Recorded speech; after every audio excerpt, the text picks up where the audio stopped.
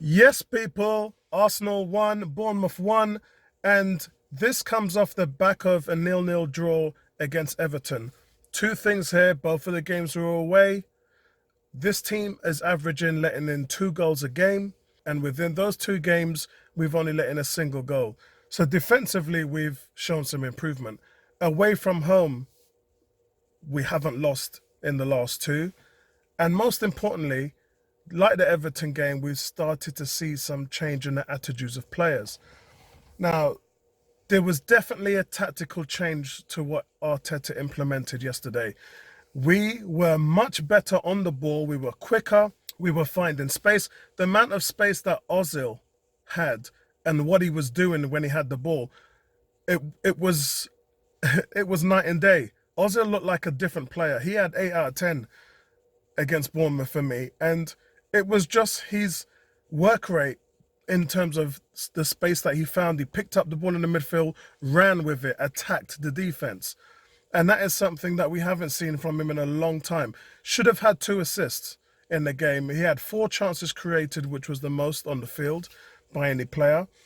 And overall, I just love his mindset. Obviously, he's one of the players that were playing with Arteta when Arteta was captain at Arsenal, the others Bellerin.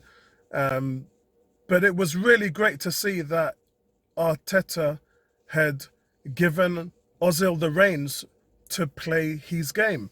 It seemed like everybody was in the position that they needed to be to help the team. Torreira was that deep line holding midfielder. He had Xhaka slightly in front of him, but we went with the two holding to protect the back four, and that seems to be working. Xhaka was the facilitator, so he was the person that was pinging it to Ozil in space, and then the attacks were just flurrying. A lot of things ended up being quicker, and the urgency was there, and it seems like the players had bought in. And how we know this is if you listen to Arteta's interview after the game, the first thing he said was he was happy with the way the players applied themselves. Did they do everything I asked them to? You bet they did. And actually, he went on to say that they went over and above what he asked them to do. And this is possibly Arsenal's greatest weakness, which is off the ball. We seem to work much harder off the ball. Players were panting and they were tiring. And remember, I talked about these guys are going to have to work on their fitness rates. It's the same thing that Emery had problems with at the end of last season. Asking these guys to work harder is not just something you can make happen. You have to put the training in to work on their stamina as well and their fitness. Because to ask players to give you that level of commitment on the field, it takes a lot of them. And it also changes the rotation aspect. So yes, we saw them go in with the young players again. A lot of negative feedback was coming from the fan base, from Saka and Nelson. But I'll tell you something. They were saying, why are Saka and Nelson playing? They didn't do any good. It's not that they didn't do any good in that game. You have to remember, these players are playing and get chosen to be on the team sheet because when they're in training and practice, they are showing more commitment and more than anybody else is. That's what gets your name chosen on the team sheet. Because in training, he's asked the players to do things.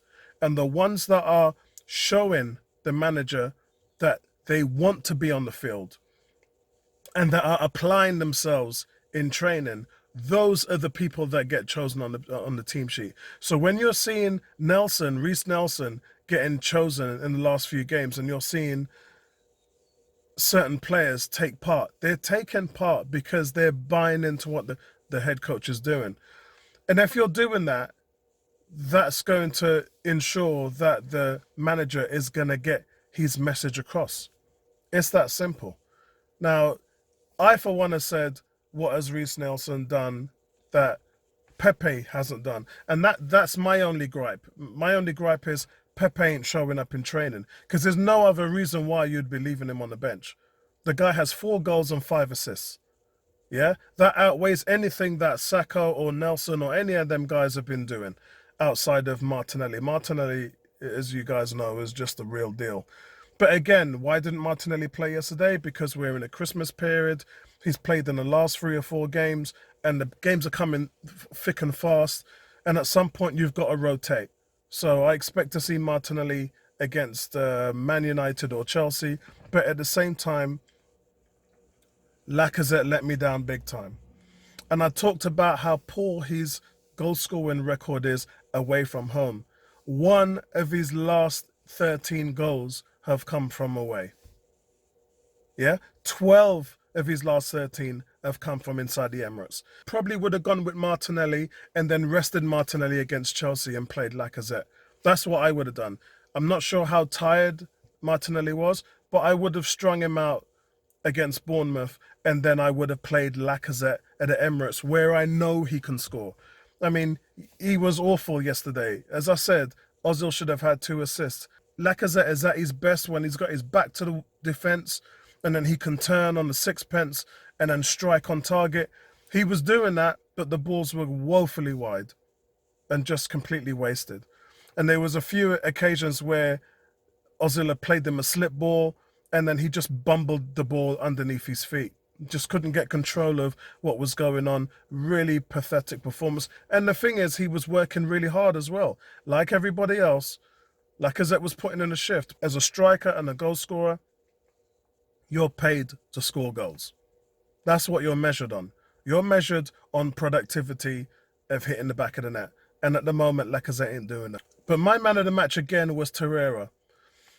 And he's just showing this steel. Even before today, he did it at Everton and the game before that. And he's just showing this steel because you're putting him where he wants to play. He's comfortable sitting in front of the back four. That's where he wants to be. That's how he can affect a game. Laying the ball off and just getting clogged in, getting stuck in, making himself a nuisance in the midfield. That's what he loves to do. You know, no more square peg and round holes. That's the real big issue, which I know Arteta has to sort out. He's putting players where they can progress and where they're comfortable. And why haven't we seen Emery do that? Why haven't we seen that? It's the Torreira thing with Emery really annoyed me because Emery dropped him and had benched him and weren't playing him. And when he was playing him, he was playing him too high up on the pitch in the diamond so he can win the ball back there. Look, that weren't our problem. Our problem was on the back end of the defence, letting goals in. That's where we needed Torreira. And it really speaks volumes in terms of how much Emery had just lost everything and how much the players had lost faith in him. But as far as Arteta, I think Arteta is stamping his authority on the team, even in these early parts of his management. And it's only going to get better. I believe you're going to have to give him 5 to 10 games in order for him to really show what he wants to do, where the players are buying in. Because at the moment, the players are only playing on their wits. Yeah, he's asking certain commitment from them. He's asking about the pressing and the urgency. And that's what they're giving him. At the moment now, there isn't as much structure because there's barely had any time. As maybe had 1 or 2 practice sessions with them, and it's coming in thick and fast. So I think what we're going to be able to see over the long haul is the players calm down a little bit, and then they can fulfill their roles that he's given them, and then they'll be able to do things on a timely fashion, press together, playing high up the pitch again, which we did with Bournemouth. That was really nice to see. And I want to talk about the centre-backs, Luiz and Socrates. Really different vibe from them yesterday. Luiz has been steady lately, but Socrates is the one that's just been falling off a cliff.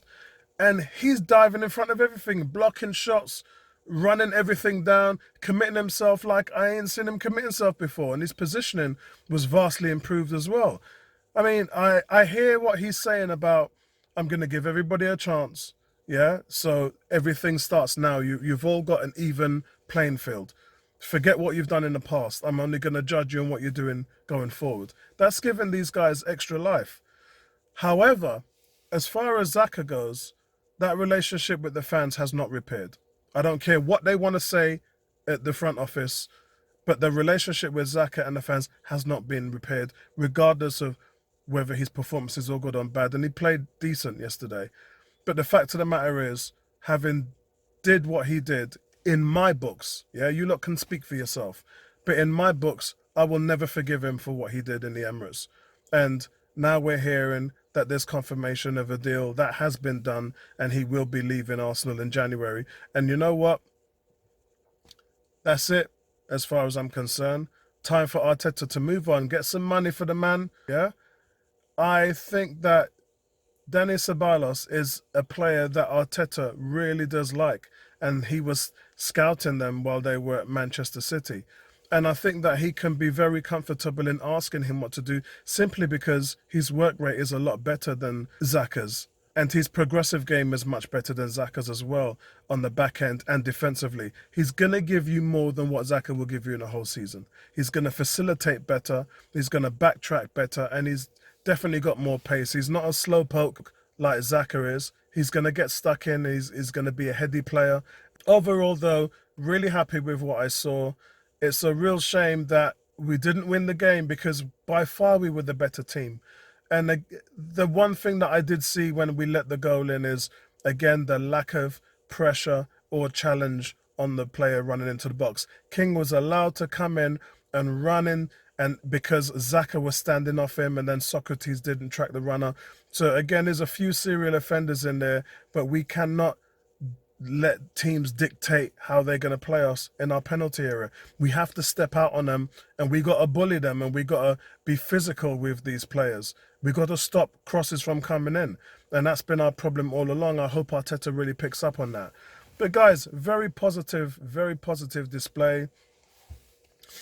I just need to see where they're going to go with this youth movement, because the younger players are showing more in practice, and they're definitely showing Geist when they're on the field, and it's the veterans just not stepping up to the plate. And we all know how bad Luis and Socrates have been. It's because of these players why we're in this situation. So guys, I'm going to leave it right there. Thanks for your support, man, and we're going to revisit this. I'll be at the Emirates on Sunday, and then Arteta's got a very, very small window to get this right. So I really hope for a positive display. Chelsea's been really up and down lately, haven't they? You know, with the result against Bournemouth, and then they go and do Spurs 1-over, and then now they get beaten 2-0.